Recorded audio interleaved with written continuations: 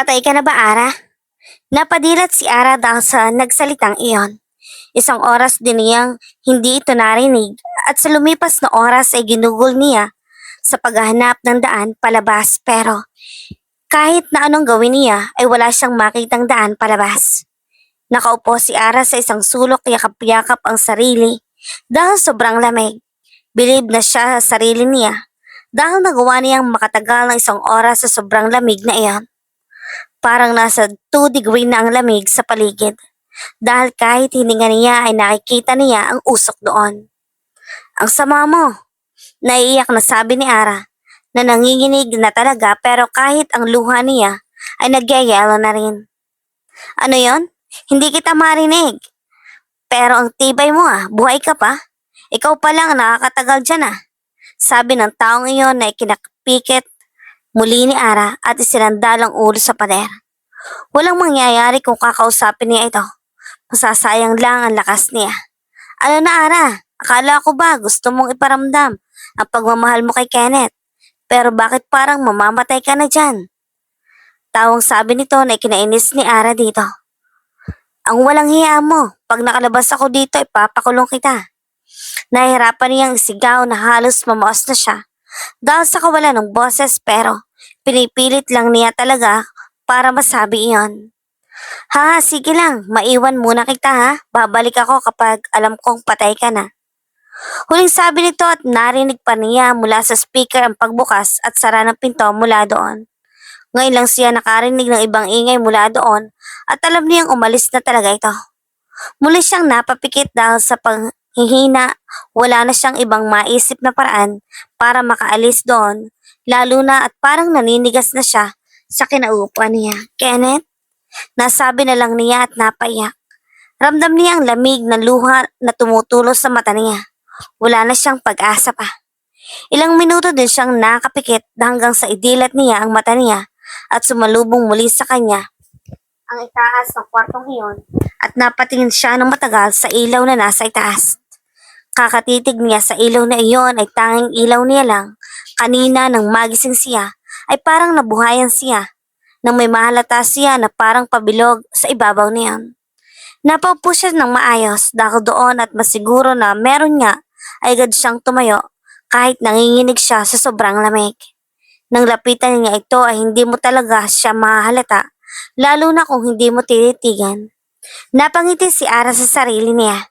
Sigurado na siya iyon ang daan palabas.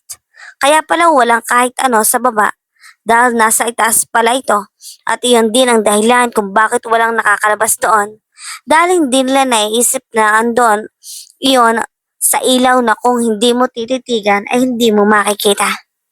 Napatingin siya sa paligid. Daan na lang papunta sa itaas na yon ang kailangan niya. Pero paano? Dumapo ang mata niya sa mga aparador at muling napatingin sa itaas. Tama, yung aparador. Nasabi niya agad at lumapit sa mga patay na ando doon at itinabi sila para maitulak niya papunta doon sa aparador. Alam niyang matibay iyon at mahihirapan siyang itulak pero gagawin niya ang lahat.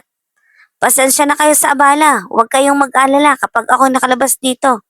Ipapaalam ko sa mga pulis na andito kayo para naman mailiming kayo ng maayos at malaman ng pamilya ninyo na andito kayo.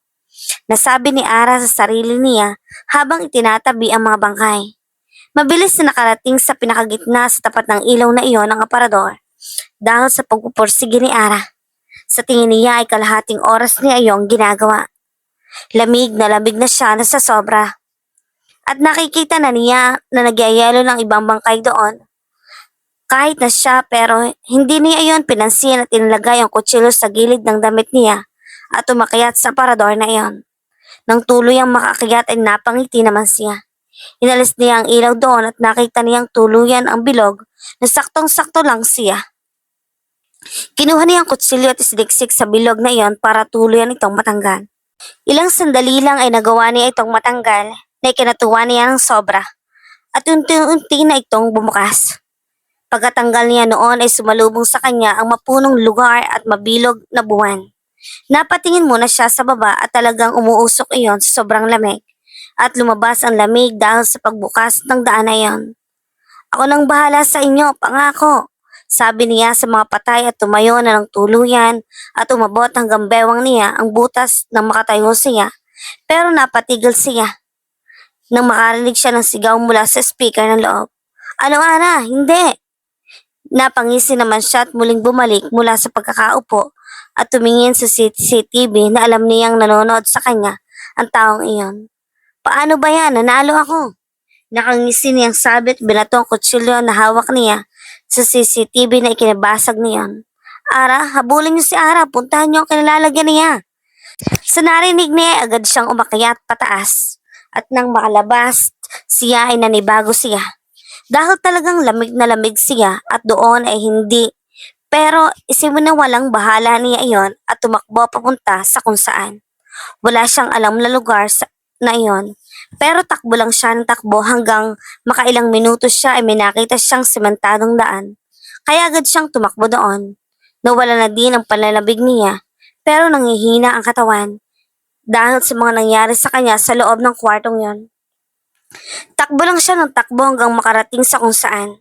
Pero habang tumatakbo siya sa sementong daan na yon, wala siyang makita na kahit na isang sasakyan na dumadaan o kahit na isang bahay. Sa isip niya ay sa iyong private place na kinakailangan talaga niyang lumabas dahil nasa sakupan pa rin siya ng mga dumukot sa kanya. Hanggang sa makalahating oras na siya sa pagtakbo, na kahit pagod na ay hindi pa rin siya humihinto, ay nakakita pa siya ng kotse sa likodan niya na kulay itim. Kaya mas lalo pa niyang binilisan dahil sa takot niyang kalaban niyon. Hindi, bilisan mo pa Ara, sigaw niya at binilisan talaga. Pero sadyang mabilis ang sasakyan na iyon at huminto sa harapan niya kaya napatigil siya. Hindi, sigaw niya at agad na umikot palagpas sa sasakyan na iyon at agad na tumakbo papalayo doon sa kotse. Hindi na siya lumingon pa dahil talagang mabilis na rin ang tibok ng puso niya dahil sa takot. Pero napahinto siya nang may humawak sa kamay niya at humila sa kanya. Hindi! Bitiwan mo ako. Sigaw niya at lumingon dito pero napatigil siya nang makita ang kaisa-isang taong minamahal niya. Kenneth? Kenneth?